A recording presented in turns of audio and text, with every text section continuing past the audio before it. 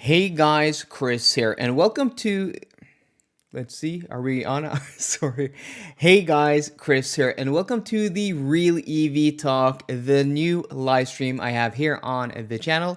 And if you're new here, my name is Chris, and I have this channel dedicated to testing and driving and doing a whole bunch of things with EVs. And this is a new format I have here on the channel where we do real talk about real EVs.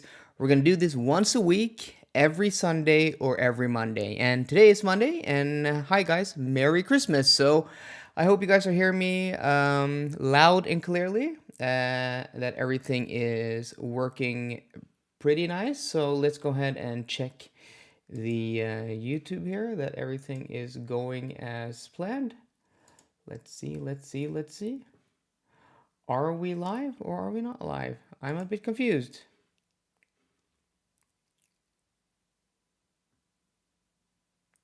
Are you guys there?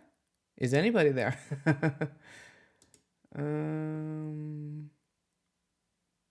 Okay, good. It just looks like there's some delay between the stream here because I've chosen to have a buffer, so that means we're probably gonna have. I was just a little bit early, and then you guys are. I'm hearing you guys now, so I do apologize, guys. But again, this is the fourth time I am doing this live stream, the second official time, so I'm pretty new at all of this, and I apologize if I keep looking there because I'm monitoring myself there, and there is the camera. So guys, if you're just joining us, welcome to the Real EV Talk, the live stream where we talk about EVs. We do real talk about real EVs. So this is something I want to try to do every week, Mondays or Sundays. We talked about this earlier.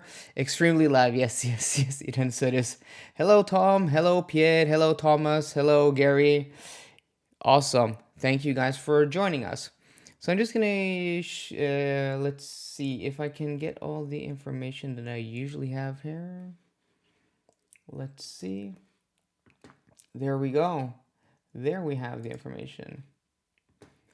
But why can't I get the line? Let's see.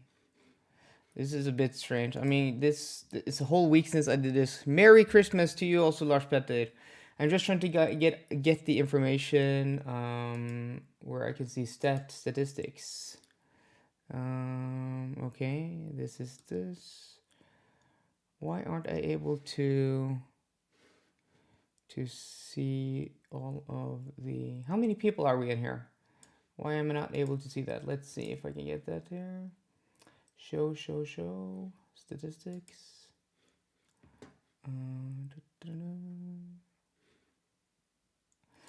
This is a bit weird.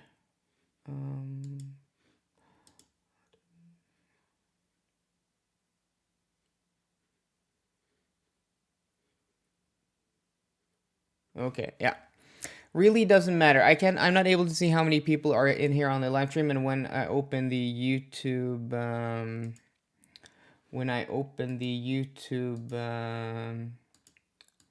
web page, I'm not able to see how many people are watching there either, which is a bit strange, like I was able to see last time. Maybe here, information. That's a bit weird. Let's see. Because we are live. Again, I do apologize, guys. This is super annoying that I'm not getting up all the information. But I can see that we have 16 likes already, so thank you very much. And looks like 80 people are watching, but I'm not able to see. There we go. There's the control. There, I knew it was there somewhere. Again, I do apologize, guys. I'm going to pull that over here, so I have it there, and then I'm going to pull up this. Okay, there we go. So I'm starting the stream from OBS Studios, so I'm again not super used to all of this setup, so again I do apologize, guys. So let's jump into today's topic: Polestar 2 versus Tesla Model 3. And again, Merry Christmas, guys. Thank you so much for joining me in the middle of the holidays. And I hope you guys are having a nice time. And again, if you want to support the channel, hit that subscribe button, hit that like button. You can also ask me a question by using the super chat down below and donating any sum of money, small, big, it really doesn't matter. I do appreciate it either way. So last stream, we were able to get 150 likes in less than 2 hours. And also, you guys donated almost 1,000 kroners. I think it was like 930 kroners, which is 93 euros, which is insane. We had a battle between Norway, Sweden, and Denmark, and I think Denmark won. Or was it Sweden? Refresh my memory, guys. But it was pretty cool and pretty awesome. So if you guys want to support the channel, there is that button down below. Ask me a question. I will most definitely be dedicating time for your questions. But okay, let's jump into today's topic. Polestar 2 versus Tesla Model 3. So this is maybe a contested subject that hopefully we won't get too many fanboys from either brand just saying, oh, this car is best and the other car is crap. Well, I think it's more nuanced than that because these cars are very similar. But at the same time, they are quite different also. Yes, guys, I'm getting your comments now. We are now 61 people watching the live stream, so that is pretty awesome that 61 people have taken out their time in the middle of the Christmas holiday. So I hope you guys are having an amazing holiday. So yeah, I think Pierre Simonsen, I think Denmark won also. I think you are correct. But okay, so I just want to start off with listing off the different models of the Tesla Model 3 and also the Polestar 2. So the Polestar 2, and I'm going to go with Norwegian pricing. That's what I've done here. If you have other pricing in your country, please be sure to drop the pricing of the different models in the comment section down below or in the chat so you guys can chat with also your country. So pricing, model, and country, if people are wondering. So I'm going to go off Norwegian prices. And again, if you live in a country where you use euros, just divide these sums by 10. You'll get the European pricing in euros. And also, if you live across the Atlantic in the US, you're going to divide it by maybe like 11. And then also, if you live in the UK, you're going to divide it by like, no, it's the opposite. You're going to divide it by like 11 if you live in the UK to get pounds and about 9 to get US dollars. But okay, so in Norway, it starts off with the standard range single motor, which has a 0 to 100 kilometers an hour time in 7.4 seconds, a WLTP rated range of 444 kilometers, and here starts at 349,000 kroners. So that's about 34,900 euros. And then the equivalent Tesla is the standard range plus.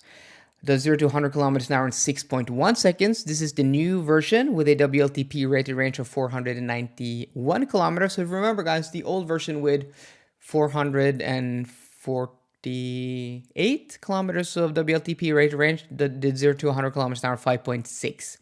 So I think this has a bigger battery pack, heavier, and then the reduced 0 to 100 kilometers an hour time. I mean, it's half second. It's not too much, but it's still about 1.3 seconds quicker than the standard range plus from Polestar. This car in Norway starts at 370,000 kroners. But what is interesting, so you guys can see that there's a 21,000 kroners difference or 2,100 euros. But if you want to get that Tesla out of the door with winter tires here in Norway, given that it basically has there are a few optional extras. You can get enhanced autopilot and full autopilot. But if you go for the standard car without any of the autopilot features, you go for standard interior color and standard exterior color, and you go for 19-inch wheels, which is the same, which is standard on the Polestar, you'll be out of the door with winter wheels at 417,000 kroner. So Tesla has a delivery cost that is hidden in the configurator. So it comes out to 417,000 kroner. So that 370,000 kroner car or 37,000 euro car amounts to 417,000. That is something to consider. If you look at the standard range single motor from Polestar, you add winter tires, it's 20,000 kroners. You can be out of the door for 369,000 kroners if you don't add any options. So no options, no option packs. You just add winter tires and you go for the standard interior and standard exterior color. Though 19-inch wheels both in summer and winter, the Tesla only comes with 18-inch wheels in the winter and 19-inch wheels in the summer as option. But we have priced that here in the Standard Range Plus. So if we look at them side by side, what you will get is you can actually get out of the door with a Polestar 2 with winter tires for less than the starting price on the configurator of a Tesla Model 3. And that equivalent car will cost you, what's that, 48, isn't that 48,000 kroners more or 38,000 kroners more? I'm going to do the calculator. 417 minus 369. Yeah, 417 minus 369. That is 48,000 kroners more expensive. 48,000, 4,800 euros. That is a big difference. Given they are not, similarly equipped, because in the Polestar, you're not going to get the panoramic sunroof, you're not going to get the upgraded sound system, you're not going to get the heat pump, and you're not going to get the 360 camera, you're not going to get the pixel LEDs. If you want a fully equipped, comparatively priced car, Polestar standard range single motor to a standard range plus Tesla Model 3 with the winter tires, it's going to come to 419,000 kroners. And remember, the Tesla is 417,000 kroners. So 2,000 kroners more, 200 euros more. It's about the same price. So if you want to equip the entry-level models of both cars similarly, they are going to be similarly priced. But I think the important thing to note here is that you can actually get out of the door with a standard range single motor Polestar 2 almost 50,000 kroners cheaper than a standard range plus. So if you don't need all of the equipment, if you don't need the heat pump, of course the heat pump's going to give you better range, especially in winter. If you don't need the pixel LED headlights, you're still going to get LED headlights. If you don't need the panel roof, if you don't need the upgraded sound system, and all of that good, the 360 camera, if you don't need all of those things, you can actually get out the door very cheap with a Polestar 2. Would I equip a Polestar 2 without those options? Well, if I lived in a city, if I lived in Bergen, if I lived in Oslo, and I was using my car 99% of the time in the city, I don't think I would need any of those. I wouldn't need pilot assist. Probably wouldn't need an upgraded stereo. I wouldn't need a panoramic sunroof. You could probably get by just fine. But if I used the car to go long trip, on country roads here in Norway or wherever you live, with roads that weren't lit, and you're going to go a lot in the night or in the wintertime, I would recommend you getting a few more options on that car. Okay, guys, we're almost 100 people watching now. That is awesome. 98 people watching, 99 people watching. Can we get to 50 likes quickly as possible? Are we able to do that? So, guys, thank you so much for joining. Welcome to the Real EV Talk, the new live stream I have here on the channel. Today, we're talking about Polestar 2 versus Tesla Model 3. We just talked about the Standard Range Plus versus the single motor Standard Range from Polestar 2. And they are similarly priced in the entry-level models if you get the same level of kit. But what you're going to get in the Polestar 2 that you're not going to get in the Tesla Model 3, at that price point, you're going to get the pixel LED headlights, which are just superior to any Tesla headlights. I mean, it's not even a competition. The pixel LED headlights in the Polestar 2 are one of the very best headlights of any car out there. You're also going to get the 360 camera that you're not going to get in a in the Tesla Model 3. It only has a backward camera. So that is something to consider. I mean, there are differences here. We're going to go through all the points after I go through, the introduction of the different models here. We're going to go through exterior, interior, driving, range, charging, infotainment, and price value, which we're talking about now, but I think maybe we're starting there. Merry Christmas, guys. Stian Davidian tight. Stian Davidian tight. Hola, mi amigo. That's a good friend of mine. I've known him for, since I was 16 years old. So that's about 20 years now, guys. Okay. Nico Ostrov, bad on Tesla. My ID lost about 10 to 20,000 and Model SR would have lost 4 to 8,000. Bad on Tesla. I don't understand. Or bad on Tesla. He's responding to somebody else probably. Okay. Nobody. Merry Mexicans. We are Mexicans. Mexicans. I don't know. I'm just reading random comments. Drunken Valley, the pixel LEDs are so good. Yes, they are. They are amazing. And if headlights are your biggest concern or one of your biggest concerns with driving in the dark, just go for the Polestar because it's going to be superior. I mean, there's not even a competition. For some people, that is very important. For other people, well, if you live in a city, that may not be that important. Yeah, and also another thing to mention is that the Standard Range Plus Polestar 2 in the single motor is front wheel drive, and the SR Plus from Tesla is rear wheel drive. So I got stuck with the Standard Range Plus here a few weeks ago at a car wash, self-service car wash. It was iced up, and there was like this dip, and because the car was rear wheel drive, I was severely limited in also the low ground clearance of how I was able to get out. I had to, after two people helped me for, I don't know, an hour, I had to call a tow truck. It was super embarrassing. I spent like 2 hours there. And if I was driving the Polestar 2, I'm not saying I would have gotten loose, but being able to turn the driving wheels, that would have helped, because with the rear wheels, once you get stuck, you have no ability to either, you can only go forwards or backwards. But if you get stuck with a front wheel drive car, you can turn the wheels. Traditionally, having that weight over the front wheels in a internal combustion engine car, you would have had the advantage having that weight. But now that, these cars have 50-50 weight distribution, you have the battery pack, which is the majority of the weight in the floor, that doesn't really matter as much. Okay, guys, we're 107 people watching. Again, if you want to donate to the channel, if you want to support the channel and the stream, you go ahead and click that super chat button down below, donate whatever amount of money you want, and ask a question. I will most definitely be answering that question for you guys. So we're 110 people watching the stream. We're now at 53 likes. Can we get to 100 likes? Awesome, awesome, awesome. Okay, I'm just gonna get the drink here, guys.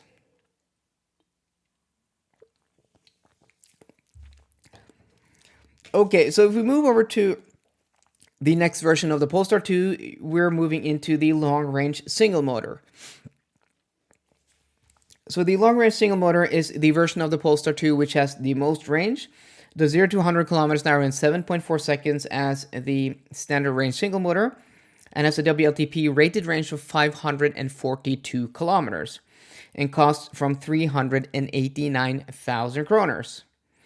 The comparable, and it's not really comparable actually, but the next up Tesla Model 3 is the long range. So that starts at 450,000 kroners. So that's actually a 60,000 kroner gap up to that car.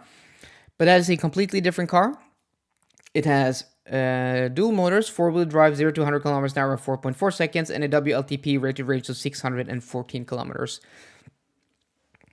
So the next level up from the Polestar is still well under 400,000 kroners at 389,000 kroners. And the next level Tesla is the long range at 450,000 kroners. But again, you can't compare these two.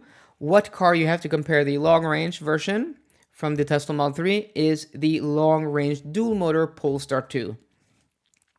Then if we start comparing the numbers, the long range dual motor does 0 to 100 kilometers an hour in 4.7 seconds and has a WLTP rated range of 482 kilometers and starts at 429,000 kroners. So still about 21,000 kroners cheaper than the long range of the Tesla Model 3.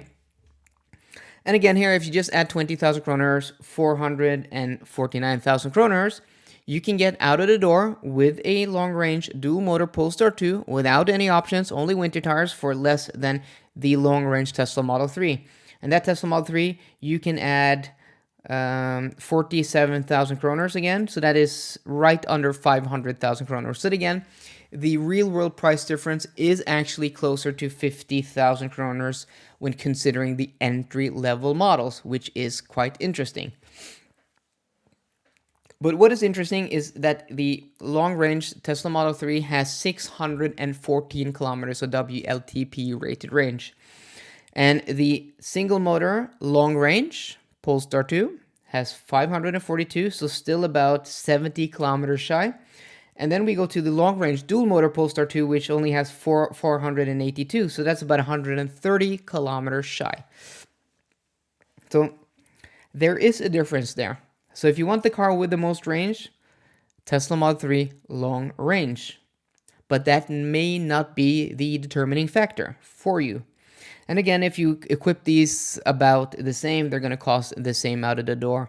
You're going to get a long-range dual-motor Polestar 2 for around 500,000 kroners with the same kit. Though you can go even more expensive because you can go with an Apple leather with the ventilated seats, which is not an option. You're not going to get real leather in the Tesla, and you're not going to get ventilated seats. And again, this is quite interesting because I found driving the Tesla Model 3 for longer trips start to get sweaty in the back because the seats don't breathe, right? They don't breathe at all. And getting the ventilated seats in the Polestar 2 just really helps that. So depending on if you drive long trips, the seats in the Polestar 2 are much better and you're going to get those ventilated seats. Jens, how do you find driving rear-wheel drive Tesla in winter? So this is the interesting thing is then I had, except from getting stuck in that self-service car wash, I had no issues with this Standard Range Plus Tesla Model 3. It was impressive for being a rear-wheel drive car. I've driven a lot of BMWs in the past on winter, and I was expecting it to be the same as a BMW, but it really wasn't. It really wasn't. It was so much better. And even starting in a hill with snow, stopping in the hill, and then trying to, crawl up the hill from a standstill, the Tesla Model 3 really impressed. So that is, that's an impressive car. So I still think that the front-wheel drive Polestar 2 is going to be a little bit better, but there isn't a huge difference. But once you get stuck, I think for the few times you're going to get stuck, you would have wished you had that front-wheel drive Polestar 2, because just being able to turn the driving wheels is going to be very, very helpful. Okay, guys, we're 110 people watching. We are now at 61 likes. Are we able to get to 100 likes now? We've been live streaming now for 21 minutes. Are we able to get there before we have done half an hour? I hope so. Okay. Camille Kidyatsi, quick question. Better Polestar 2 standard range with plus pilot or Polestar 2 long range with only pilot? So what you're gonna with the plus package, you're gonna get the heat pumps, you're gonna get that added range, but with the long range without the heat pump, you're still gonna get a bigger battery. I would go for the long range because you're gonna get that 78 kilowatt hour gross battery, which is about 75 kilowatt hours net. You're gonna get that 150 kilowatt peak charging speed, but we're gonna get more to that later on. And then the Tesla has one more option, and that is the performance. The 0 to 100 kilometers an hour in 3.3 seconds, has 547 kilometers of WLTP rated range, and starts in Norway at 500,000 kroners or 50,000 euros in Euro speak. That's not an option. You're not going to get that much performance in a Polestar 2. But what is interesting is that tests have shown where people are comparing the long range versus the performance. Once the battery starts depleting, the performance difference is negligible, and in some instances, the long range is better performing than the performance, which is a huge issue. So again, there are a few things we have to take with a grain of salt, and that is Tesla's. And I don't mean like if you're a fanboy of Tesla, this is just fact, guys. There are so many videos out there on the internet. Their performance numbers you have to take with a grain of salt. Usually, the performance really degrades when you get down in the battery, once you start depleting that battery. And also that rated range is often very optimistic. Most of the tests I do with Teslas show that they are the brand that is the furthest away from their WLTP rated range. So just take my motorway range test that I did a few weeks ago in the Standard Range Plus. That is the old model, the 448 kilometer WLTP rated range. That did, in winter, 51% of its WLTP rated range on the motorway. If you look at the Kia EV6, that did 62%. If you look at the Mercedes-Benz EQS, that did 62%. So you have to take that rated range with a grain of salt because there's going to be a difference. So when I say the long range Tesla Model 3 with 614 kilometers, the WLTP rated range, and the Polestar 2 long range dual motor with 482, on paper, the difference is 132 kilometers. But in the real world, let's just do some experiments here though. Say you're going to get 614 and you're going to get 50%, right? So divided by 2, that's 307 kilometers of real world range in that Polestar. Now in that Tesla. Let's say that the Polestar gets 60%, that's 289 kilometers. So the real difference may be as little as 17 kilometers. So yes, on paper, 132. But remember, guys, this is what I do. I take these EVs out on the road, I test them, I do as scientifically correct test as possible, like my motorway range test, where we're trying to go the same speed. And of course, the conditions are different, so there will be variables, but I always measure the percentage of WLTP rated range. And it's just a fact that these Teslas often are the cars that are the furthest away from their WLTP rated range. So you have to take that range with a grain of salt. That is just fact. Yeah, Abraxas Tulamo, fake 3.3 seconds with 1 meter rollout. Yes. Of course, so that 3.3 seconds time is with an asterisk because it is with a half a meter or 1 meter rollout. Again, these Tesla numbers, you have to take them with a grain of salt, and I do apologize, I should have said with an asterisk there. Because in the real world, those are not the numbers. While with the Polestar, those are the numbers you're going to get. So you go ahead and check out, just go on Google or go on YouTube and search Tesla Model 3 performance versus Porsche Taycan 4S. So on paper, the Model 3 performance should do 0 to 100 kilometers an hour in 3.3 seconds, and the 4S should do it in 4.0. In just about every test you see out there, can find on the internet, the Porsche is going to beat the Tesla. It's going to beat the Tesla. So that is just something to consider. I'm just here conveying, the real information, guys. So please hit that thumbs up button so we combat the downvotes, potential downvotes by Tesla fanboys. But okay. UK Falcon 85. The problem is the single motor Polestar 2 is so slow. It's not fast. 0 to 100 kilometers an hour in 7.4 seconds is not fast. Yes, I do agree. It's not fast. I mean, the dual motor, long range dual motor is a completely different beast. So they're going to be about the same price, and a real world range is not as far apart as you may think. And remember, guys, I've driven these cars so much. The Polestar 2 and the Tesla Model 3 are probably the two cars I had driven most on this channel. I've gone from being a complete noob with the Polestar 3 and also the Polestar 3, the Polestar 2 and Tesla Model 3 is a bit confusing, right? Like Polestar 2, Tesla Model 3.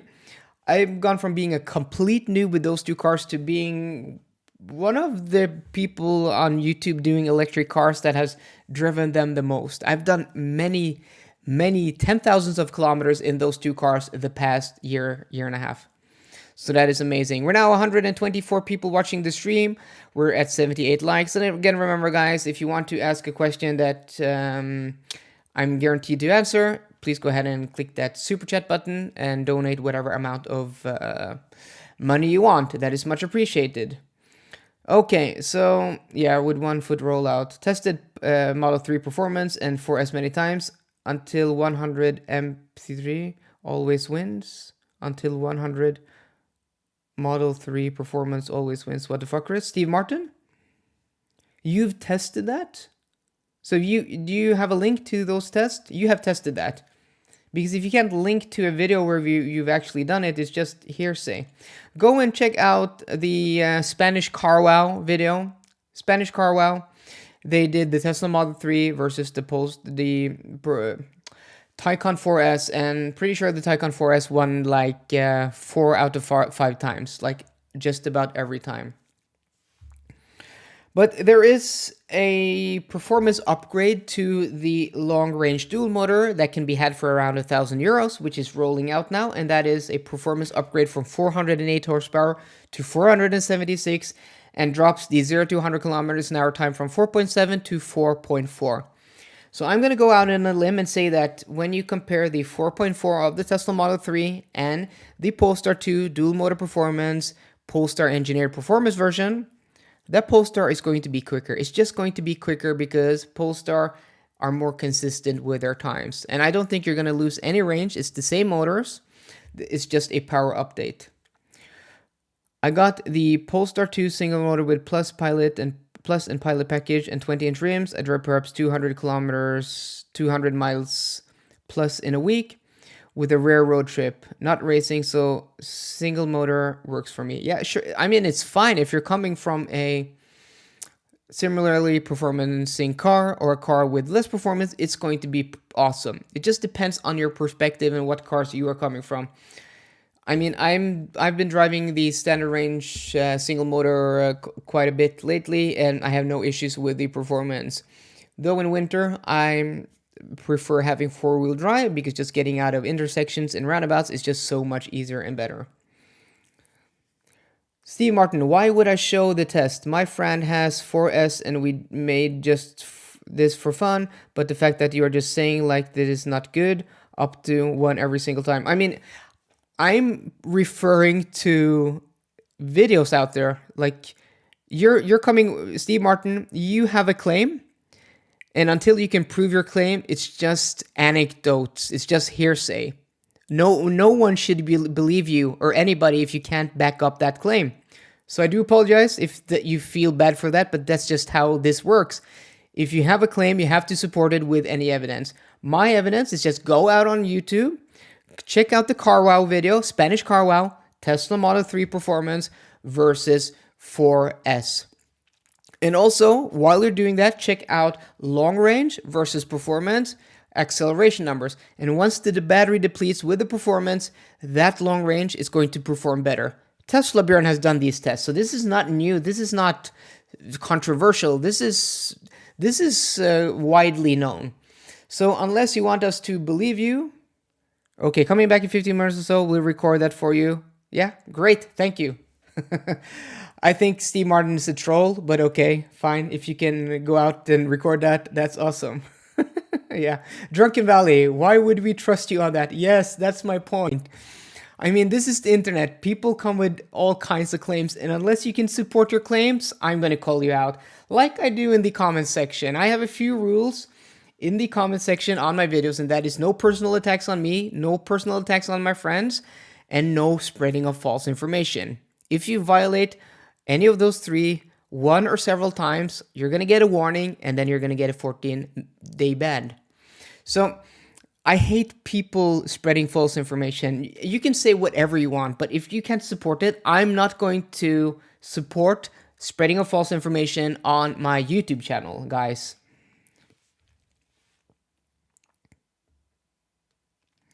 Björn tested Model 3 again, and acceleration does not slow down anymore. Okay, so there has been an update, or there are newer versions. Nico Ostrov, Björn tested Model 3 performance again, and acceleration does not slow down anymore with lower state of charge. That is awesome. Are those the newest of cars? Yes, Gary, I'm just watching the CarWow of Spain. Yes, Gary is from our friend from Barcelona, and the quarter mile, the Taycan 4 wins. This is what I'm saying. But okay, so it seems like they have fixed that with the Tesla Model 3 performance, that it does not lose to the long range. And, well, that is... I mean, should we applaud Tesla? It should have been like that from the beginning, but it's at least nice that they have addressed that, and that is not an issue anymore. Okay, quarter mile Porsche wins 0 to 100 model. Okay, I do apologize if I am mistaken. I may have remembered that wrong, that to the quarter mile the Porsche wins, but to 100 kilometers an hour the Model 3 wins. But my question is, does it win by zero point 0.7 of a second to 100 kilometers an hour, or just does it just barely win? Can you tell me that, guys? Does it just barely win? Because that is what I think I remember. Okay, so let's get on. We talked about the models, the versions, and it's not easy because you cannot compare them apples to apples because they are. Yeah, they did. What was I saying? You can compare them. They are apples to apples, and not the. You cannot compare them all the different models because they don't have all models that directly compete with each other, on paper at least. Lars Petter, that's today's first donation, 100 kroners or 10 euros. Thank you very much, Lars Petter. Polestar owners can afford to donate. Awesome. Awesome. Thank you so much, Lars Petter. And again, if you guys want to ask me a question and want me to answer it and spend some time on it, just donate with the super chat. That is much appreciated. So thank you very much. There we have William Brathwaite donating $5 Canadian. Thank you so much. Awesome. What is the tire size of the 2021 launch edition dual motor with Pilot and Plus package? I think it comes with summer, but I need winter. Isn't it 19-inch wheels? Tesla Model 3? Polestar 2, I mean. Polestar 2. 245, Let me check my notes here. Polestar 2, 245, if it comes with 19s. If it comes with 20s, it's going to be 245, 20s. Yeah. So 245, 19s. I think it comes with summer tires, but I need all weather for Canada. You need all weather, or do you want winter tires, William?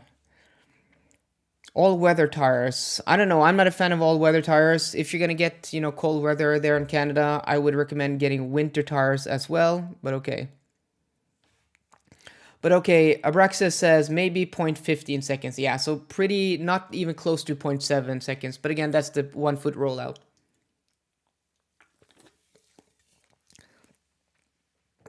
Okay, so now let's get to the,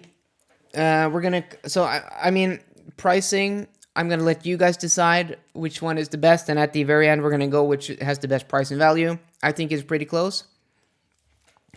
But what we're gonna do is that we're gonna go through exterior, interior, driving, range, charging, infotainment, and then lastly, price and value.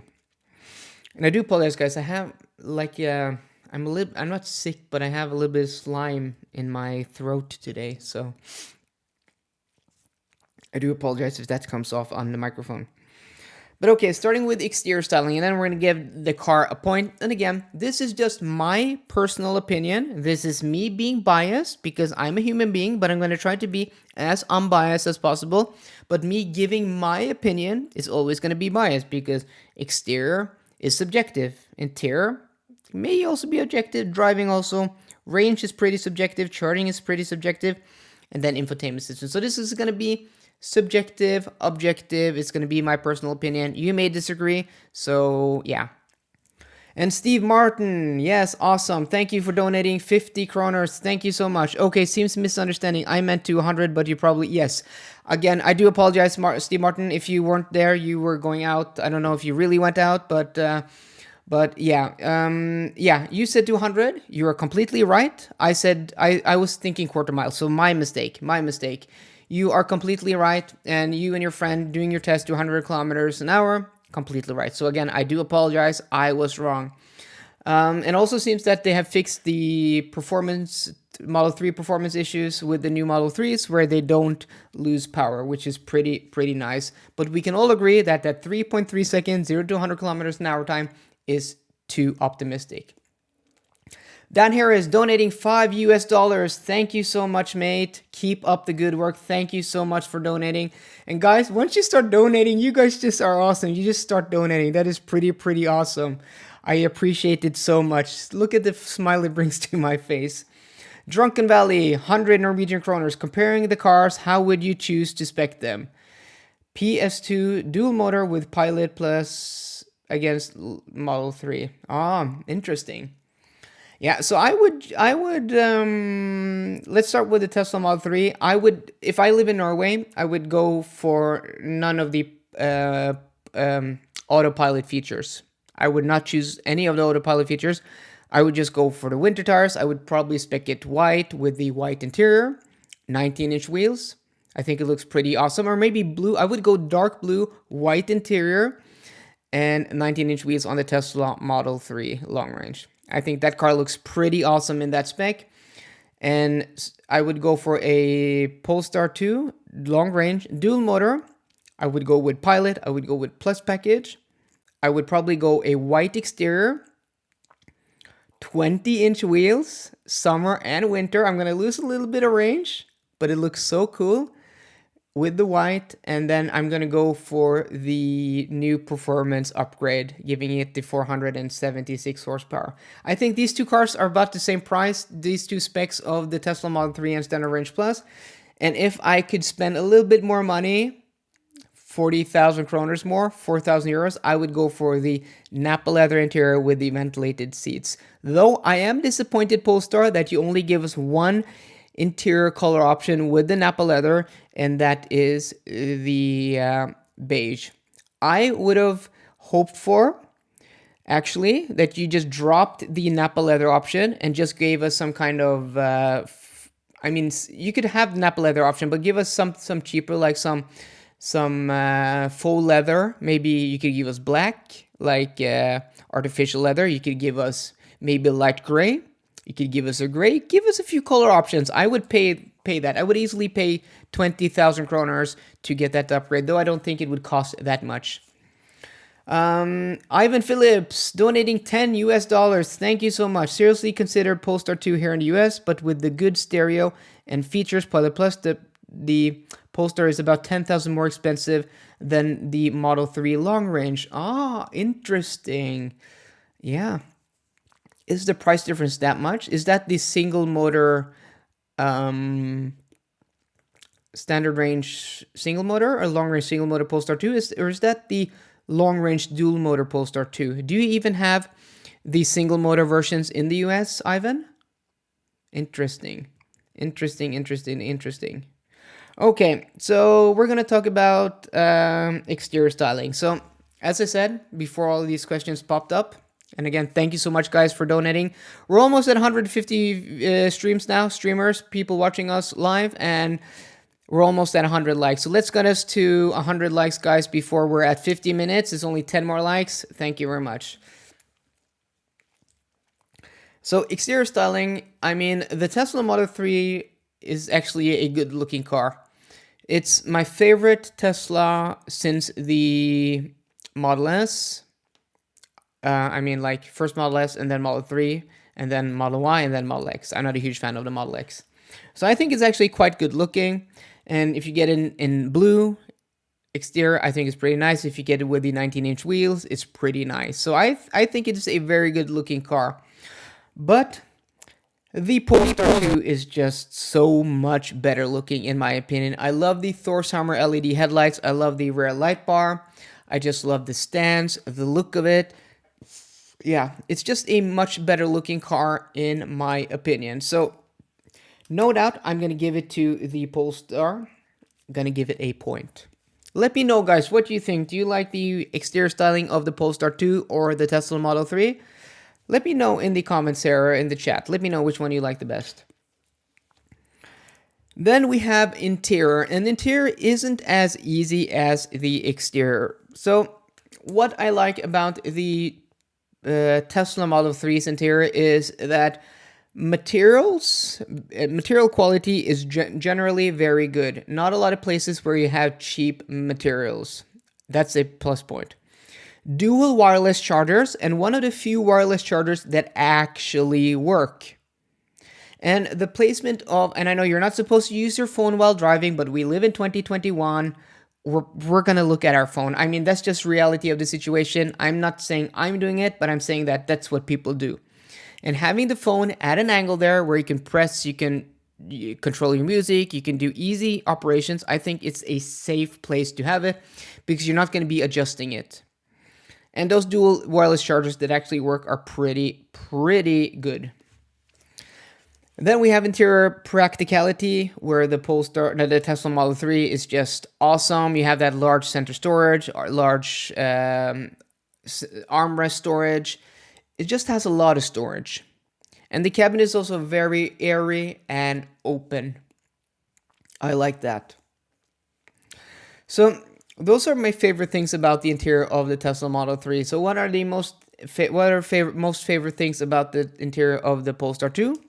Well, it has to be the materials and the build quality. So materials are just as nice, if not nicer, than in the Tesla Model 3, but there are much more different materials.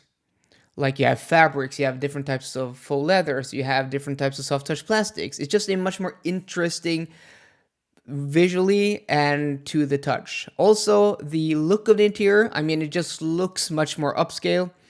They are both simple in design, but the Polestar interior just has a higher perceived quality. And also the actual switch gear and, buttons, everything just feels more solid in the Polestar 2. It really does feel like a tank on the inside. It's one of the most solid feeling interiors. And I've just been driving the Mercedes EQS. It's going back to Mercedes tomorrow. And the EQS, even how nice that is, it doesn't have that sense of solidity as the Polestar 2, which is kind of interesting. So the Polestar 2 is interior. I do like that. We're going to talk about the infotainment system later. And the seats, maybe that's towards the comfort. Not with driving experience. The seats are just so much better. And the fact that you can control the mirrors and steering wheel in a traditional way with buttons and a lever just makes the interior so much easier to use. And also the switch gear is so much better to use in the Polestar 2. Buttons, dedicated buttons, volume knobs. So the interior of the Polestar 2, in my opinion, even though the Tesla Model 3's practicality is better, I prefer sitting in the interior, the look, the feel, just the overall ambiance in the Polestar 2. That's my opinion. You may disagree, and that is completely fine. Let me know, guys, which one do you like the best? And now we are past 103 likes. That is awesome. It only took us 45 minutes, and we're 144 people watching the stream. So thank you very much, guys. You guys so far have donated 421 kroners, 42 euros. That is insane. Oh my God. Can we get to 1,000 kroners to this stream and beat the last stream? That would be pretty awesome. I do appreciate that. Irana, the Polestar. Ooh, Polestar. I like the way you wrote that. Is a beautiful car. Tesla? Nuh-uh. I like the Tesla. Lars Petter, premium feeling in the Polestar 2. Yes. Drunken Valley. Polestar 2 definitely has better driving experience in my opinion, but the interior is otherwise pretty meh compared to much of the competition. Interesting take. Nomi Castro, I sold my Model 3, few reasons, one of the biggest being the frameless windows, just froze stuck all the time, including the trunk. Yeah, the frameless windows have been an issue. What I had issue with last winter, I drove the Fremont cars last winter, and especially in the cold, they just leaked. Like you could hear after opening and closing the window, you could just hear the wind. They were just leaking. Like it was insane. It was insane. So the China-built cars seem to be better. Seem to be much better. Abraxas, which one is better, Polestar 2 or BMW i4? I haven't driven the i4. But isn't the i4 much more expensive? But that is interesting. I think the i4 is going to be a better car, but I'm not a huge fan of the styling of the i4. I don't know. Lars Petter, I like both cars, but I prefer my Polestar 2. Yes. Truman Burbank, on my street, the ID4 is the biggest seller. ID4, interesting. Yeah, we talked about mid-size electric SUVs last week, didn't we? Okay. Then we have the driving, and this is interesting. So, yeah, were we done with the interior? Yeah, we were done with the interior. I gave the point to the Tesla, to the Polestar. So it's now 2-0 to the Polestar versus the Tesla. But then we have the driving. So if you want the outright most sporty, engaging driving, Tesla Model 3 Standard Range Plus with rear-wheel drive is by far the most engaging drives of any of these two cars. Tesla Model 3 rear wheel drive standard range plus is very, very fun to drive. Tesla steering on a twisty road is pretty awesome. On the motorway at high speed, not as awesome, especially not on the Autobahn. I don't know, I still prefer the slower steering of the Polestar 2. And then you have the ride comfort. And though it is vastly improved with the Chinese-built Tesla Model 3s, Polestar 2 is still a better riding, more sophisticated riding car. It just does away with bumps and undulations and imperfections in the road, just much better. So a lot of these small imperfections I describe as, when I describe a suspension or a car being chattery, is that it may be able to do the big sweeps, the big, undulations in the road nicely, but once you get to bad pavement, cars that are not set up the best with cheap suspension setups or parts will become very chattery, where you can feel all that imperfection. So if you go on the same stretch of road, a Tesla Model 3 is going to be much more chattery than a Polestar 2. The Polestar 2 just smoothens out those imperfections, and that is the biggest difference, because they're both stiff and sporty, but it's on those bad roads with small impacts, broken pavement, stuff like that, where the Polestar is just going to be so much better. And it really shows that Polestar or Volvo have been making cars for the better part of half a decade, and Tesla have only been making cars half a decade, half a century. Tesla have only been making cars for 15 years, right? It really shows. But then we have, the driving experience if you go for some of the performance versions. So I'm going to say that the Teslas are going to be quicker, and for some people that's going to be more fun. Overall, more sporty. But this is a hard one, because I want to give something back to the Tesla, but at the same time, I just think the balance of ride and handling is better in the Polestar. But if you want the outright most sporty driving car, and this is about driving experience, so it's not just about sporty driving, it's also about living with the car every day. The Polestar has better ride, very good handling, and it has that sense of solidity while driving. It just feels like a tank. So it's also a bit more, it's just a bit more quiet. So I'm going to give that point to, I'm going to give that point to the Polestar 2. And I know, guys, I may be getting flack for this, but it's close. It's just your personal preference, guys. But it is super, super close. John Bravo, why the Tesla hate? Who is hating Tesla? John Bravo. I'm not hating. I'm going to get some water now. Ralph Walters, hello Chris. Did you notice that there is a pure Electro Nude Cup event from today until the January 9th? No, I was not aware of that. If I was, I would probably not be sitting here. C. Martin, UK 85, yes, and in Norway it can be minus 15. Nico Rutti, I sell cars for a living in Finland, and now I've noticed that the Tesla isn't designed for cold weather snow. And the small things shows that Tesla is a new company. Yeah, I can agree there. I can agree there that a few things there are not up to the standards that we are used to here in the cold. And here, today's been minus 8 degrees. I've been across to Bergen, crossing the mountain, and I've been driving in minus 15 degrees Celsius. I've been driving the EQS this week, and the EQS has that smart, because they've closed up the hood because of the air filtration system. So to fill washer fluid, you have to push this this flap on the side and it pops out. Do you think that works in minus 15? Hell no. And then driving on Norwegian roads, minus 15, you're going to use a lot of washer fluid until you're empty and your windshield is just dirty. So I had to be very creative. The way I solved it is to pour almost half a can of washer fluid on the top of the flap and on the fender, so it would loosen up the ice. Then it worked. But I was like, this is not a good design for the north.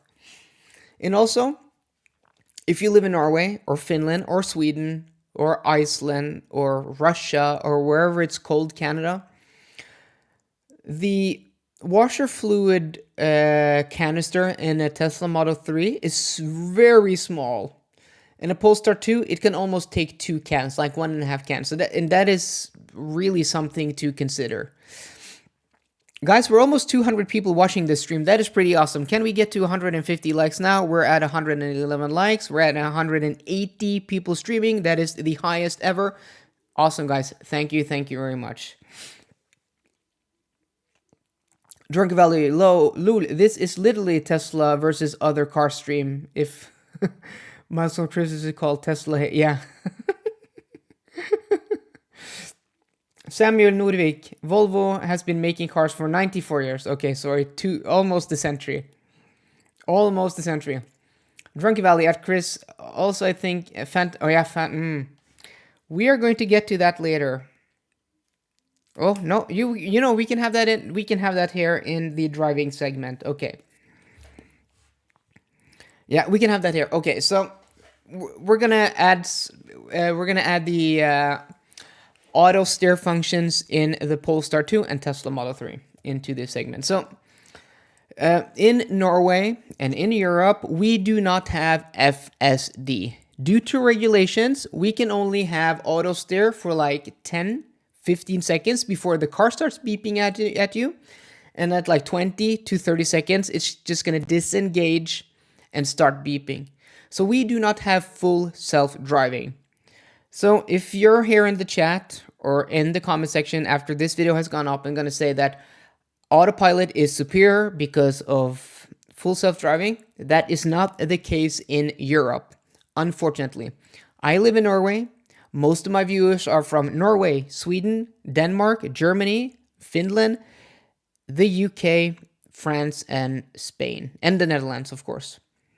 And then I have a lot of viewers from the US and also Canada. But most, like 50 or 60% of you guys are from Europe.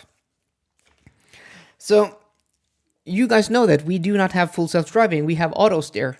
And so I have to look at full self-driving as something that's still not available, has not been available here as long as Teslas have been offering it. So that is not an argument for me or for here. If you live elsewhere where that is available, good on you. It will be different for you. I'm just giving you guys the story here. So looking at Autopilot as a auto steer function, it's not even close to being at the top. First off, the way you engage it with a stock is nice, but you're not able to just turn off auto steer without disengaging also adaptive cruise control, which is super annoying. You have to disengage the whole thing and then engage it again. Or you have to turn against the steering wheel, like tug it, so it disengages auto steer. There's no button to do that.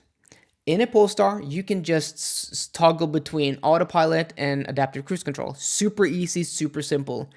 And driving on roads where sometimes it's dark or sometimes it's rain, you're going to want to toggle between on and off. And of course, in the wintertime, where the car can't read the road lines, you're going to want to toggle on and off. So not being able to do that in a Tesla is super annoying.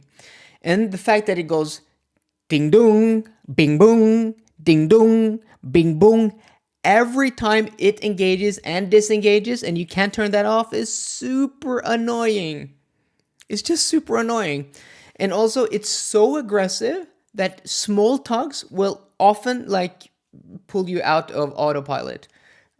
Other systems let you steer the car actively while auto steer is engaged. The Polestars is not the best at that, but it is better than the Teslas. And also the other huge issue I have with autopilot, auto steer here in Europe on Teslas is phantom braking. Somebody talked about that earlier here in the chat. Phantom braking it's dangerous. It's dangerous. Like driving on a motorway at 110, 120 kilometers an hour and the car just boom, slams on the brakes. And I do apologize for you people wearing headphones that I just clapped. I'm sorry, guys. I was not thinking. But yeah, it's super annoying. And when I do my motorway range test from Skedsmokorset to Mjøstornet and back again, a Tesla Model 3 or Model Y will phantom brake like 20 or 25 times. It's so intrusive. Yeah, it's terrible. And yeah, so autopilot, pilot assist, auto steer in the Polestar 2.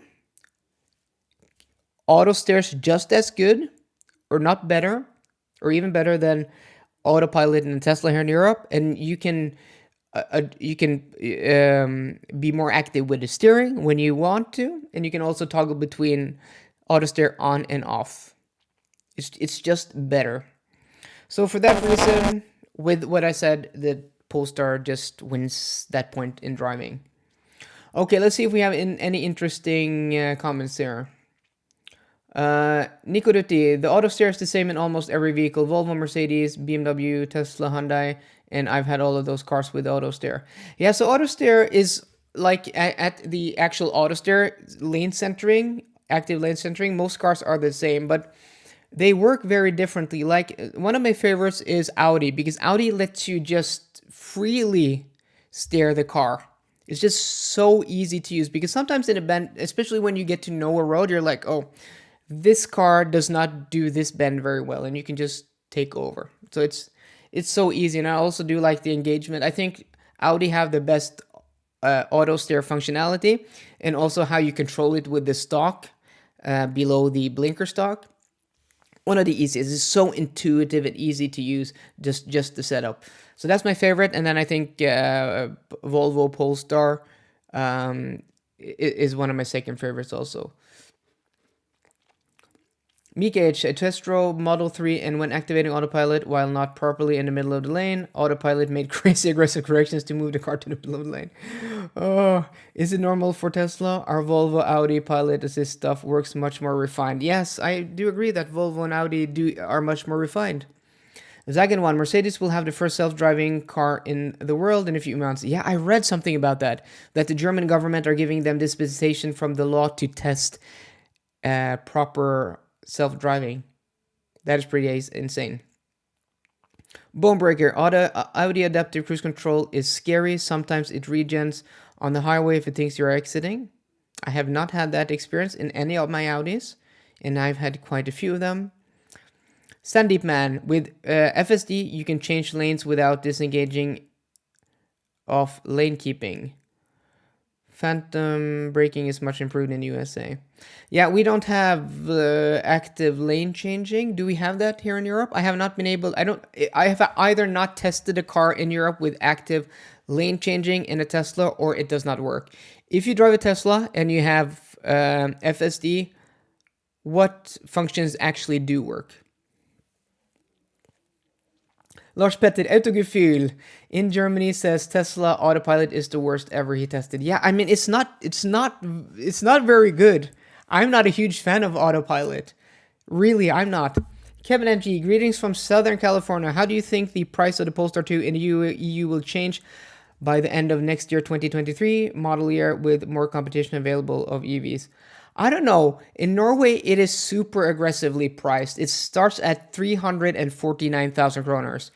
35,000 euros. That's about 37,000 euros US dollars in the US, and that is pretty aggressive pricing here. I don't think it's going to be much cheaper. I actually talked to Polestar because I have a lot of friends of mine who are like, should I get this? Should I get that? Should I get this? And many of my friends have, a price cap at around 400,000 kroners. I tell them you get the standard range single motor, and you get Pilot, and you get Plus package. But then the car is 419,000 kroners with winter wheels. A lot of my friends have a top budget, 400,000 kroners, and I'm like, can't you make like a Norwegian package for like 400,000? And their answer was like, it's already so aggressively priced, they can't make it cheaper. So I don't think they're really making any money. I think they just want to compete with Tesla, and that's pretty awesome because we win, we the consumer, us the consumer.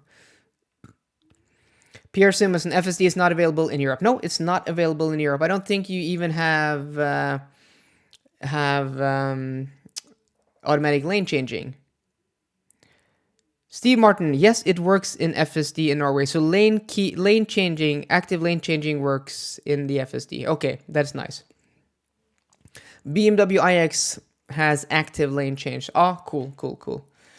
Yeah, I tested that a few years ago. The last car I tested that was like Mercedes E-Class, the current generation, that when it came out in like 2016, and then they introduced new laws where that was not allowed, so that's probably back again. Okay, now we're gonna go into range. Range. That's the next point. So, I mean, we can talk about this, but I think this one just goes to. This one goes to. Well, let's just do some calculations here. Okay, let's see. Standard. Let's see. Standard range single motor Polestar 2. 442 kilometers of WLTP rated range. Let's see, that can do 60% in the winter. 266. Let's write that down. 266.4. Let's go. I'm going to just check my notes here, so I'm not making myself out to be an idiot. Yeah, so Polestar 2 single motor. There we go. Single motor, standard range. In my motorway range test, that was done in 12 to 13 degrees, 280 kilometers of range, 63% of its WLTP rated range. Yeah, so I think 60% is doable. 260? Yeah, I think so. So 266? Yeah, I think so. I'm going to be a little bit optimistic here.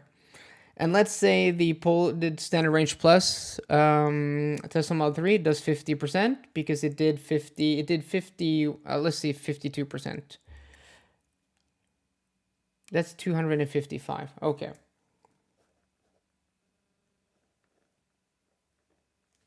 So I'm just going off the numbers of cars I have tested. Is this speculative?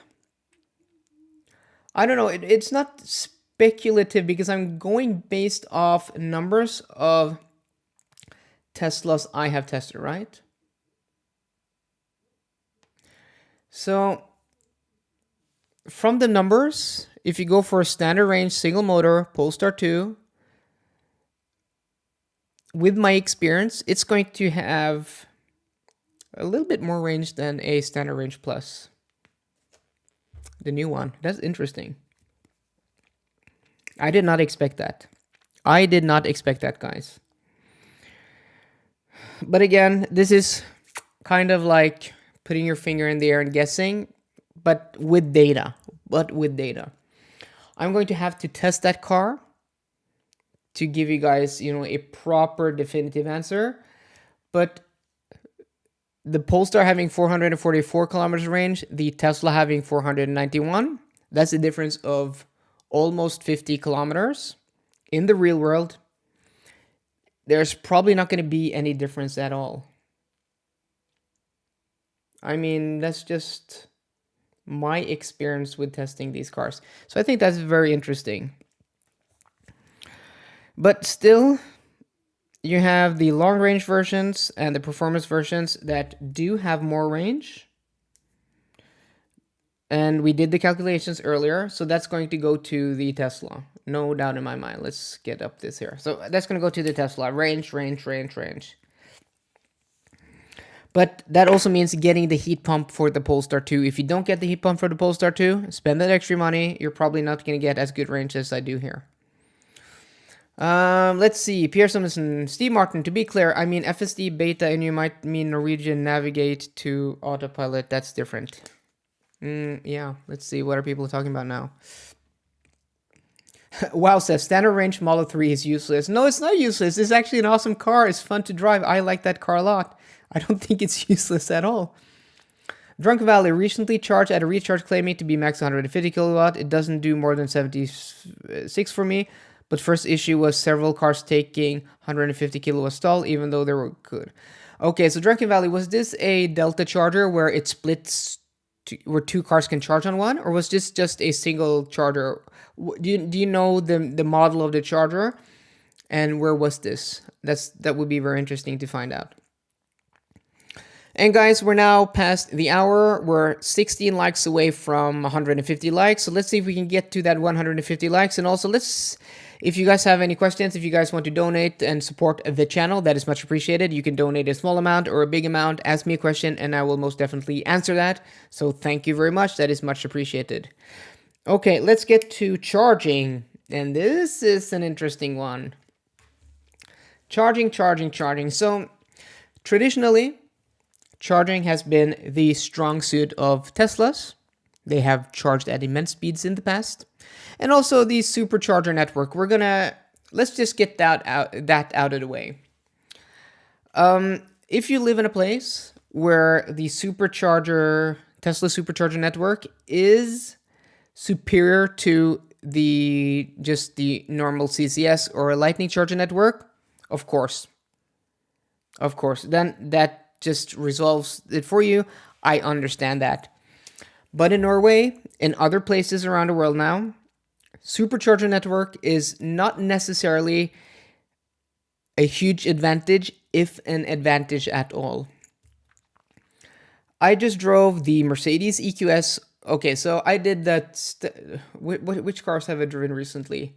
I've driven over to Bergen. I drove a Polestar 2 long-range dual motor. And then I drove Standard Range Plus, and then recently I drove the Mercedes EQS.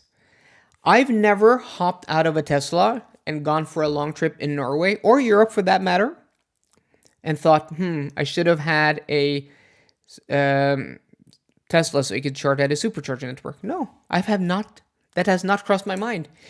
Because many places now, it's not an advantage, and not a big enough advantage for you even to notice. Is it nice? Yes, it's nice. And if you go in peak hours and you don't have to queue, it is pretty nice.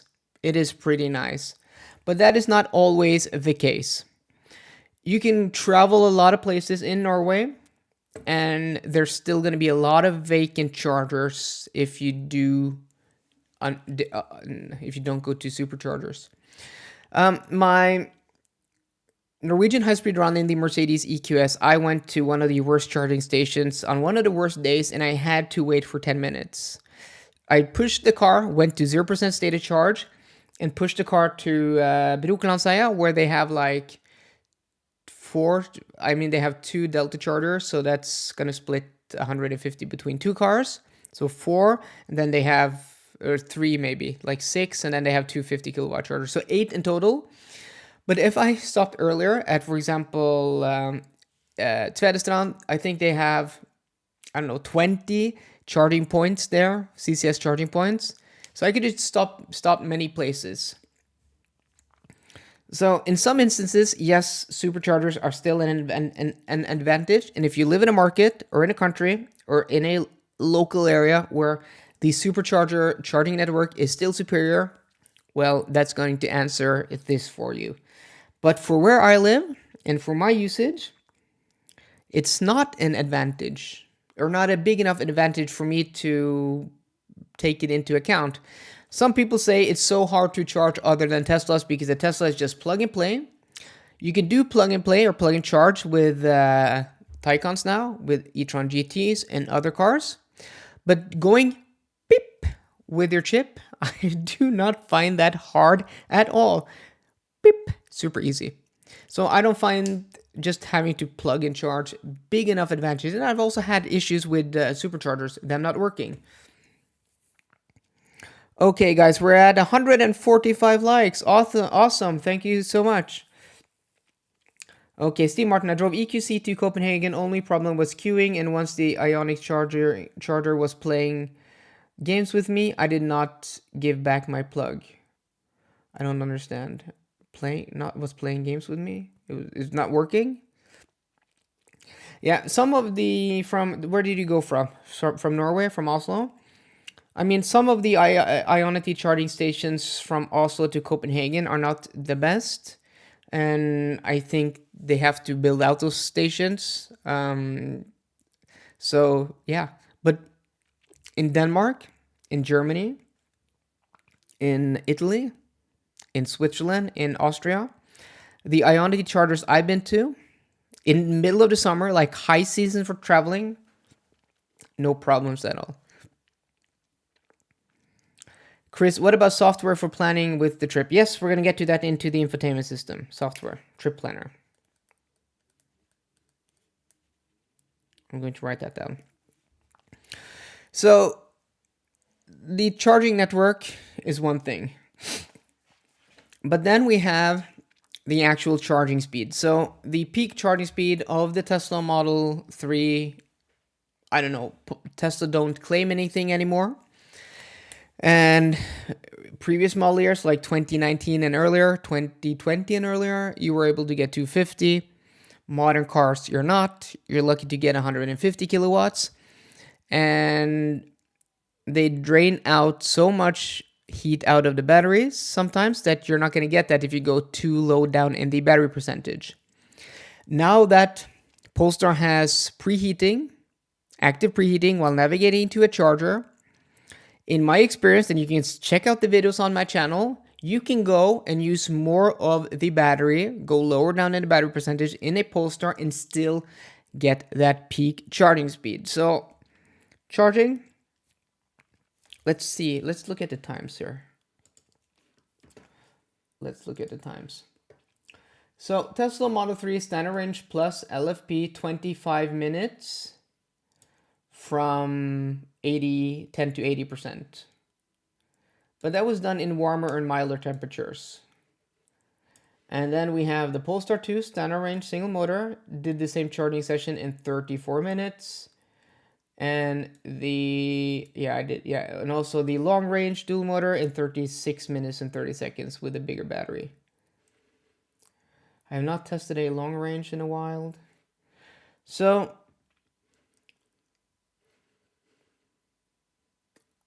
let's see. Yeah. Tesla Model Y long range 35 minutes and 30 seconds. Yeah, so on the long range, so the Standard Range Plus has an advantage. Standard Range Plus is going to be your quickest charging car, but other than that, doing the long range versus the long range Polestar versus the performance, they are going to charge in about the same time, around 34 to 36 minutes. And the Polestar is going to be better at preheating in the cold. Better at preheating in the cold. So, I don't know. It's kind of a wash, isn't it? Isn't it like kind of the same there? I'm going to give none of them any points. We're going to give them 1 point each. Because I think it's kind of like... I do genuinely, in my experience, think that Polestar now does preheating better, because you can also... In Tesla, you can only choose a supercharger, while in a Polestar, you can choose any fast charger. And also, the advantage of the supercharger network, it will open up here. It's just opened up in the Netherlands last year or earlier this year. And they're going to open up the supercharger network for other cars in Norway in September, if I'm not mistaken. Okay, let's see if we have any more interesting... Orinemia. In the UK, the supercharger network is superior for now to other vendor charging network. That might be a consideration for those who drive long distance. Yeah, sure. I know in the UK, that's what they say, that the non-Tesla charging network is pretty bad. So in the UK, I understand that still having a Tesla is a huge advantage because of the supercharger network.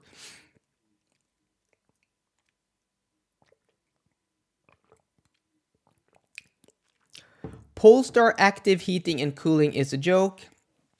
I charged my car at home in the garage in summer. The car used 130 kilowatt hours to charge 50%. It used like 50 kilowatt hours on active cooling. I do not know what you're talking about. I don't understand that comment. Drunken Valley, thank you so much for your 100 kroner donation. Thank you. Thank you, thank you, thank you. The charger I was referring to are 150 kilowatt recharge chargers at Oksdal, Rogaland, probably split between two, but never gotten 150 kilowatts. Okay, that's interesting, because recharge, if these are the thin poles, at least in E18 Tvedestrand, they are labeled with 150 kilowatt, but the cables aren't water cooled. And when the cables aren't water cooled, the speed is limited to like 120 or 130 kilowatts. So I'm gonna just do a quick Google search and do the recharge Oxtal and see if I can get any pictures. Oh yeah, recharge. I've been there. Recharge Oxtal. I think I was there last December, right, with my big Audi e-tron. Let's see if I did. Let's check out that video, guys. Let's check that video out. If I went there last summer, I think I went there last winter. I'm just gonna go on my channel here, and then I'm going to. And guys, if you're just tuning in, welcome to the live. The Real EV Talk. Welcome to the Real EV Talk, the live stream where we talk about electric cars. We do real electric car talk, and this is a live stream I'm going to start doing every week. So thank you so much for joining. And if you're new here, please hit that like button for the video. We're 2 likes away from 150 likes, and hopefully we can go to 200 likes in this video and also beat the donations from last video. And also, if you're new here, please hit that subscribe button down below. It's Haugesund. I went from Haugesund, Oxtal. There we go. Let's see. I'm not going to have on audio here.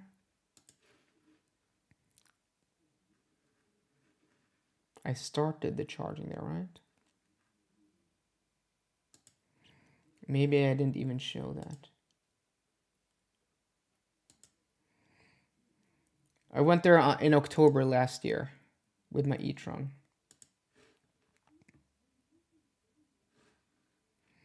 Yeah, I'm not sure. I'm watching this without audio. But yeah, those are hyperchargers, 150 kilowatt hyperchargers. You can split. These seem to be one CCS connector and one CHAdeMO connector. So if you're the only car charging on a CCS, you're going to get that 150 kilowatts. If you're charging with a CCS, with a CHAdeMO also, like in Nissan Leaf, it's going to give that car like 62.5 kilowatts max peak speed, but it's still going to only give you 150 kilowatt peak speed. And those were the ones you did not get more than... What did you write, Drunken Valley? What was your original comment?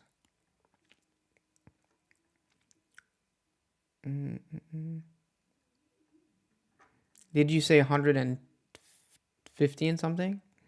Steve Martins, thank you so much for donating again, my friend. I don't know why I'm so in this conversation, but with new update, Tesla gives you non-superchargers, which you can plan select.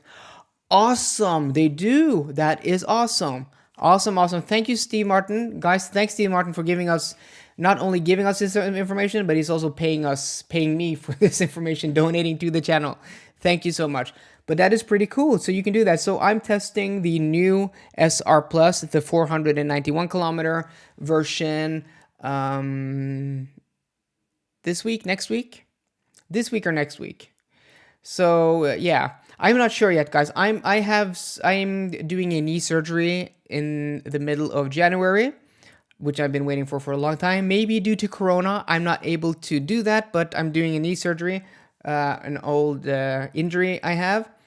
And I have a few weeks. I'm just going to not make any videos. So I'm trying to plan around this to see when I'm going to test these cars. So maybe there's going to be a few videos in the middle of January, and then hopefully at the end of January and also in February, things are going to pick up again. So I'm probably not going to test a lot of cars new cars again before end of January, early February, like Volvo C40, Standard Range Plus, Neo, hopefully, maybe Xiaopeng, and all of these cars. But okay, thank you so much, Steve Martin.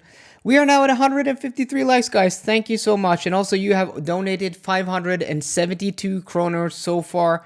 That is awesome. Thank you so much. That is 57 euros, guys. You guys are awesome. Drunken Valley, I've gotten like 75 to 76 kilowatts. Yeah, there seems to be an error with those chargers. They should give 150 kilowatts. I would complain next time you're there to recharge and tell them that you're not getting more than 75, 76. You should be getting much quicker charging than that. Okay, now infotainment system. Okay, infotainment system. Um, yeah. These are the two best infotainment systems out there on the market: the Tesla infotainment system and also the Polestar Android automotive infotainment system. So, Polestar is my favorite. I'm just gonna say it. You get two screens. You get one driver's display, and then you get an 11-inch infotainment screen, which isn't as big as the 15-inch you get in the Tesla Model 3. But in the Tesla Model 3, you only get one screen. In the Polestar, you get two. That means you can have your map view there, and then your information there, or you can have your information map view there and your information there. You have choice. And the screens and the setup and the maps are just awesome. It's easier to use, and there are less button presses. And the fact that you have a physical volume knob, you also have more physical controls on the steering wheel, just makes it better, in my opinion. It's a better system. Easier to use, less button presses, and also the buttons are bigger. And it being a touchscreen, the icons and buttons being bigger is a huge advantage, because the Tesla is trying to pack in a lot of information. It mostly does it very well, but some of the icons are just super small. Like sometimes trying to adjust the temperature in the Tesla is just not the easiest to do. And then we have the route planner. So both cars now have active preheating. You can both have amazing route planners where it will choose the charger for you. It will tell you how much charge you'll arrive there with, how much you have to charge, and when to leave.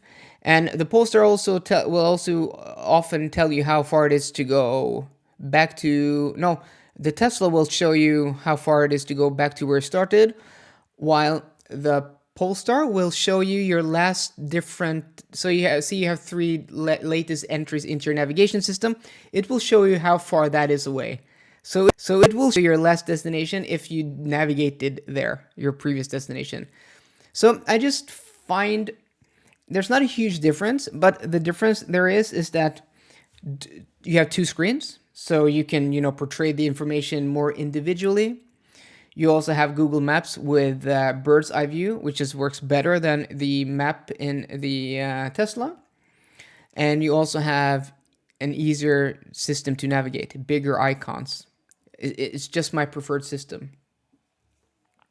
Bill B, Taycan have 3 screens. Yes, but sorry guys, I've ordered a Taycan Cross Turismo. I have one coming very soon, hopefully beginning of February. I hope that car's available, and it's not a very good infotainment system. I prefer Audis, I prefer Polestar, I prefer Teslas, and that's the car I'm waiting for, my personal vehicle. So infotainment system, route planner is good in both, but I just prefer the Tesla. So the score now is 5 points to the Tesla. No, to the I prefer Polestar. Sorry. 5 points to the Polestar and 2 points to the Tesla. And again, guys, remember these are super closely matched. Super closely matched. And I have another category for you guys also, which is practicality. Polestar has a bigger frunk. Tesla Model 3 has a bigger frunk. Polestar has a bigger trunk. It's also hatch. Interior, the interior it's a wash because the interior is about the same size in both, right? The Tesla has more front storage in the front cabin, but yeah, I don't know why I gave you guys that. Yeah. 1 more point for each then. Okay, let's see. Davindal, the 1.8 update in the Polestar 2 has provided good stability in the UI. The new web browser, Vivaldi, also adds functionality to Android Automotive. Yes.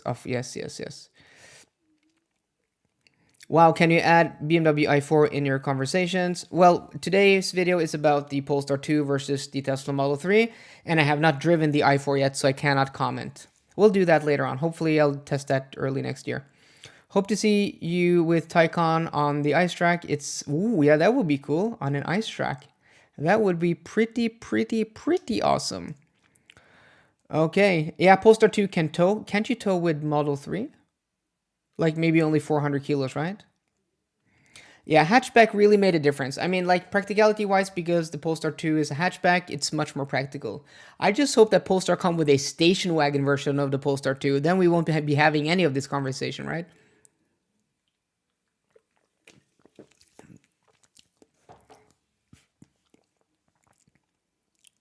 Too bad the Polestar doesn't have OTU.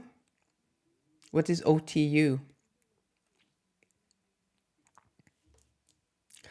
Model 3 is 1100 or 1200 and Polestar 15. Yeah, okay, so you can still tow with the Model 3 quite a bit, but just not as much as the Polestar. No, Polestar is way more than 400. Yeah, 1100. I think what had 400 kilos? Was that is that like Mach E or I-Pace? Some car had like 400 kilos only, ridiculously low. Over the air update. Yes, it does over the air. Polestar has OTAs, over the air updates. It has OTAs. It does.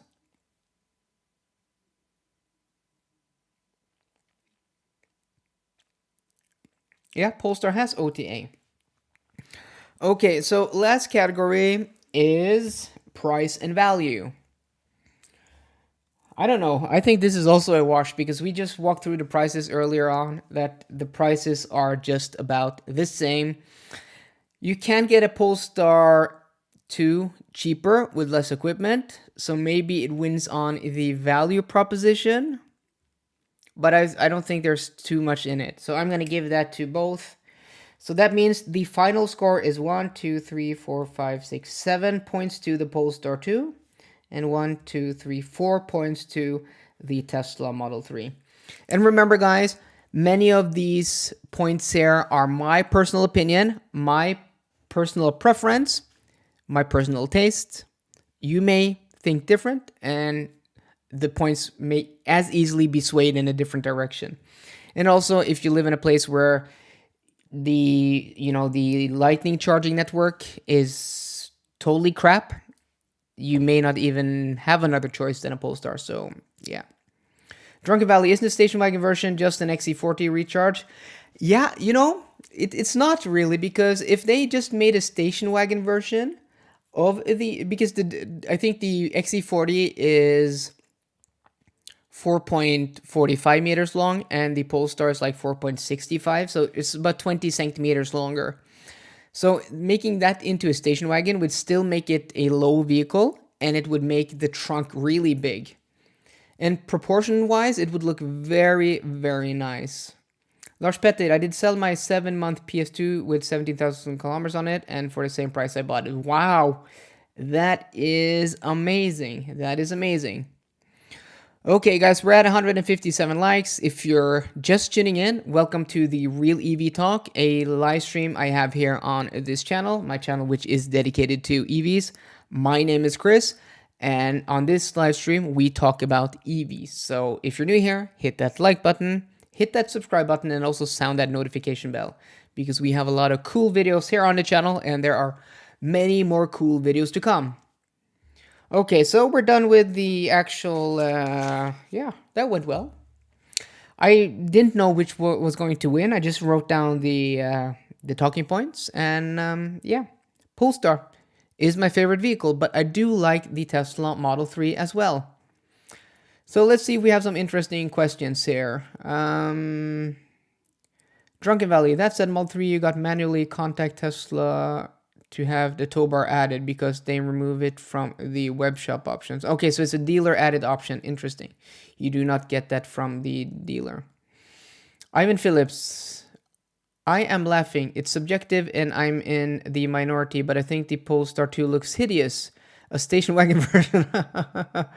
Yeah, I think you're in the minority, but I mean, people have different opinions and people value different things differently. And that's completely nice. We don't all like the same food, right? We don't all like the same colors, and we don't like all the same things. If you think it looks hideous, that's totally fine. It's not for you. But a station wagon version, I think, would be pretty cool. I think there are some renders online. Okay, Lars Petter, no, we read that already. PS2 tries to look like a sedan, but it's too high. Yeah, is it really that high? I think, yeah, maybe it's high. I like the look of it. I do like the look of it. Lars Petter, 15 centimeter ground clearance on PS2, and it's like 12 or 13 on Model 3, right? So it has a little bit more ground clearance than your traditional. It's kind of almost the middle thing, right? And I think the XC40 P8 Recharge has 17 centimeters of ground clearance, so yeah. Pascal Apple Tech Model 3 is best value for money. Polestar is not that efficient, according to Björn's testing. Yeah, I mean, it's not as efficient, sure, but they're about the same price and they offer different things, right? So I don't think Model 3 is better value. Yeah, more efficient, sure, but smaller batteries, slower charging in the cold. I mean, it kind of, we've gone through all the points there, kind of, evens out in the end. I think these two cars are very closely matched, and I think it's interesting that we haven't got another direct competitor from any of the other brands. So that is quite interesting. I like the looks of the Tesla Model 3 more, however, I can imagine buying a Polestar 2. Yeah, I think a lot of people do like the looks of the Tesla Model 3. It does look good. It's not a bad looking car. Absolutely not. Ivan, do not put me in the marketing department. I don't know what you guys are talking about. Jay-Z, I actually like the height of the Polestar. Yeah, I too. I mean, the Model 3 is not only low, but you sit very low in the car. So especially for tall people. I have a friend of mine who's 2 meters tall. He's like, he can't have low cars. First off, he doesn't fit in a lot of cars. Like he wanted to buy a Porsche Taycan, and I'm like, let's go to Porsche, let's test drive the Porsche Taycan. But he has super long legs, being 2 meters and 3 centimeters long. He just doesn't fit in the car. And also imagine being over 2 meters tall. The amount of elevation difference going into a low car, yeah, that is insane. That is quite insane. Marcel, simply put, two great cars, much better than any ICE car in the same price range. Yeah, I would agree. They're both great, and them being similar also offers two little bit different flavors on the same take, and it's nice that we do have competition. Better than any ICE car, especially here in Norway. You can't get anything that good, that close, and with that performance. I mean, yeah, it's an awesome car. Norspet, it would be cool to put 4x4 system on a test for both cars. 4x4 system test, yeah, sure. Like, but what you don't want to off-road, you want to go up steep hills on the ice. I don't think there's going to be much difference. I don't think that would be an interesting video. Maybe not. Maybe not. Okay, guys, we're now at 1 hour and 37 minutes. We're going to go a little bit more, maybe to 1 hour and 45, make this as long as the last live chat. And then, then I'm going to log off here. So you guys have a few more minutes now to answer a few more questions. And yeah. JR1013R just tuned in. Tesla Model 3 has the supercharging network. It's priceless for European tour. Thank you so much, JR13R, for tuning in. I mean, we talked about this. You just turning in, you don't know what we talked about, but we talked about the supercharger network, and in some markets, that will be a huge advantage. In Europe, though, I drove to Italy and back in 5 days with a Polestar 2. Had no issues at all. I don't think the supercharger network would have made it any easier. I drove to Germany with an e-tron GT, was there for almost a week in September. I had no issues at all. I don't think having a supercharger network would have been easier. I drove to Germany again with a Tesla Model Y back in October, and I didn't feel like that was an advantage. I mean, it's just as easy to drive with a non-Tesla than it is with a Tesla. So I do not fully agree. I understand your point, but I'm not in complete agreement there. Hi Chris, Dagbad, Baghdad, is that like Dagbad, variation on Baghdad? Hi Chris, what do you recommend for dog owner? Prefer a cage? I think it would be much easier for you to get a Polestar 2, right? If you have a dog, because of the hatch. I think so. Drunken Valley, by the way, is the dual motors in the PS2 permanently engaged, by the way? Yes, it is. It is. It's permanently, and that's why it's not as efficient as other EVs, because it is permanently engaged. Or at least it drags on. It's not one of those, it has some drag on the motors where it uses energy. So I think, yeah, I think so. I think so. Irene says, Dagbad, ID4 takes small elephants if needed. Yeah. If you want even bigger, Skoda Enyaq. Skoda Enyaq has an even bigger. Let's see. Pascal Appletech. Why do you think most people choose the Model 3? Well, it's been out for longer, and Polestar, Tesla have been making cars for more than a decade. People know what Teslas are. People know Elon Musk. So, marketing-wise, they are a much bigger company. And they also have dealers or showrooms all across the globe. Polestar isn't even in all markets. I think like not even in all European markets. So they have kind of a soft launch. That's why, and they haven't, done marketing as hardcore as Tesla. And I don't necessarily know if Tesla do like marketing in the traditional way, like buy ads and stuff like that. But they have Elon Musk. And yeah, people know what Tesla are, and they've also they have had people on YouTube, influencers, pushing the brand for years. So they just have a completely different presence. And in a lot of markets, people, think that EVs are synonymous to Model 3. So that's why I think is the case. The Polestar's just been on the market for a little bit more than a year. Model 3 came out is that like 4 years ago? 2017 or 2018. It's been on the market for a few years now. Okay, go for 4 more minutes. So if you want to, support the channel and want to donate and ask me a question that I'm most definitely going to answer, now is the time to do that. And also, if you haven't dropped a like on the video, please be sure to do that also. We're going to go a few more minutes now, and then we're going to log off. Yeah, and also Polestar can't produce too much cars. No, also like first year production, they are not. They cannot produce as many cars as I don't think they can produce as much as the demand is for either. Mika H, I have V60 waiting for electric V60. Ooh, yeah, me too. David Watson, I see both charging networks, Tesla and non-Tesla, becoming overloaded and more people swap to ICE in the next few years. Sure, depending on where you live, they're going to have to build out the network rapidly. But I've seen here in Norway more and more chargers.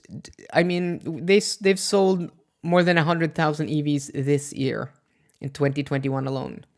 So that means we have more than 100,000 more EVs on the road now than we had a year ago.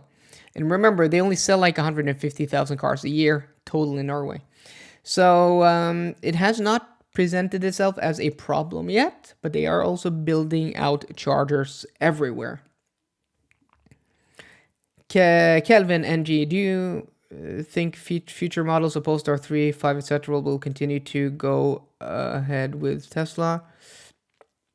No, I think they will develop their own customer niche. I mean, Tesla haven't. The Model S has been out for almost a decade.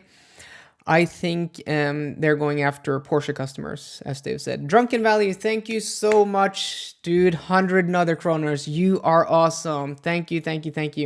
Any big wishes for Model 3 and Polestar changes, updates? Yeah, so what I want, I would like the Model 3 to have more options, interior colors, exterior colors, wheel options, and also exterior styling packages. Like, how many Model 3s did they sell? Like, I don't know, like 200,000-300,000 last year?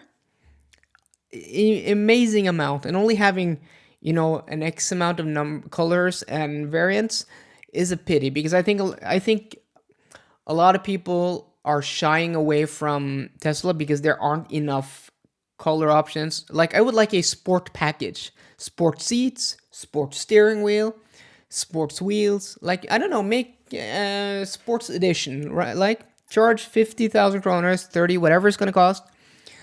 updated exterior package and stuff like that. I would like that for the Tesla Model 3. When it comes to the Polestar 2, I would like a station wagon version. I would like a cross-country version of that station wagon. I would like more wheel choices, interior colors, and also exterior colors, and also styling packages I would like. So yeah.